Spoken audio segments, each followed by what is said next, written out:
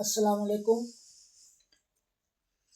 آپ تصور کریں ایک ایسے بچے کا جو ایک ایسے گھر میں پیدا ہوتا ہے، جو ایک ایسی کالونی کے اندر رہتے ہیں کہ جس کالونی میں تقریباً 7-8 زبانیں بولنے والے افراد اکٹھے رہتے ہیں۔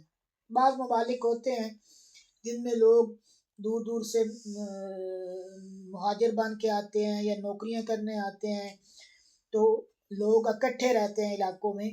تو اس علاقے کا تصور کریں، ایک بچہ وہاں پیدا ہوا، ایک گھر ہے اردو بولنے والا، ایک انگلش بولنے والا ہے، ایک فرینچ بولنے والا ہے، ایک چائنیز بولنے والا ہے، ایک ہندی بولنے والا ہے، ایک پشتو بولنے والا گھرانہ بھی ہے وہاں پر۔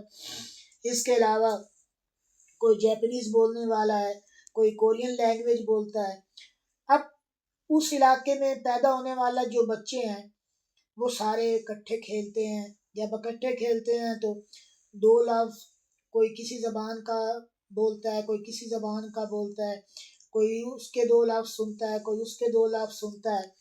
اب 20-25 سال بچے جب اس ماحول میں رہیں گے، اس ماحول میں بڑے ہوں گے، تو وہ جو بچے ہوں گے وہ تقریباً اس علاقے میں رہنے والے تمام افراد کی بولیوں پر صحیح عبور رکھتے ہوں گے۔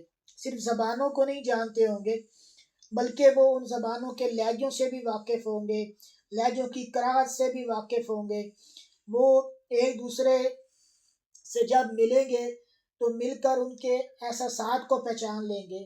اب ہمارا حال یہ ہوتا ہے کہ ہمیں کوئی 5-10 اکٹھے جیپنیز یا چائنیز کھڑے نظر آ جائیں اور تو ہم ان کو پہچان بھی نہیں پائیں گے کہ یہ کون ہے۔ مطلب ہمیں ان کے نام بتا بھی دیے جائیں تو ہمیں روز وہ بھول جائیں گے کہ یہ کون ہے۔ ایسے لگے گا جیسے سب کی شکلیں ایک جیسی ہے، جیسے ہمیں اکثر بکریوں کی یا بلیوں کی شکلوں میں فرق محسوس نہیں ہوتا۔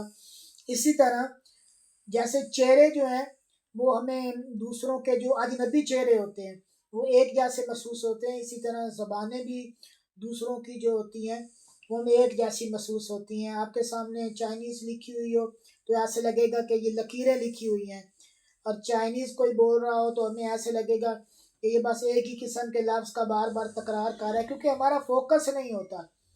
تو اب وہ جو بچے ہوں گے ان کا فوکس ہوگا، ان کا بچپن کیونکہ انہی لہجوں میں، انہی زبانوں میں، انہی اندازوں میں گزرا ہے، تو ان کا فوکس اتنا سٹرونگ ہوگا کہ وہ سب کو اچھی طرح سمجھ گے، پہچان سکیں گے۔ ان کو ان کے ساتھ رہتے ہوئے، کھیلتے ہوئے، کودتے ہوئے کراہٹ بھی محسوس نہیں ہوگی، گھن بھی محسوس نہیں ہوگی، ان کے ساتھ ہمدردی ہوگی، پیار ہوگا، محبت ہوگا۔ تو اسی طرح ہم بچپن سے لے کر اپنی ساری عمر جن نظریات کے ساتھ، جن عقائد کے ساتھ جیتے ہیں، جن کے ساتھ رچتے بستے ہیں، ہمارے دل میں ان کے لیے ایک خاص قسم کی محبت اور خاص قسم کا اپنا پن پیدا ہو جاتا ہے۔ اور جو ہمارے لیے یوزڈ ٹو نہیں ہوتے، ہمارے سامنے جو چیزیں نہیں ہوتی وہ ہمیں اجنبی محسوس ہوتی ہیں۔ تو جو چیزیں اجنبی ہوتی ہیں ضروری نہیں ہوتا کہ وہ چیزیں غلط ہوں، اور جو چیزیں ہم جن چیزوں سے مانوس ہوتے ہیں یہ بھی ضروری نہیں ہوتا کہ وہ چیزیں بالکل صحیح ہوں۔ صحیح اور غلط کا پیمانہ بالکل ایک الگ چیز ہے۔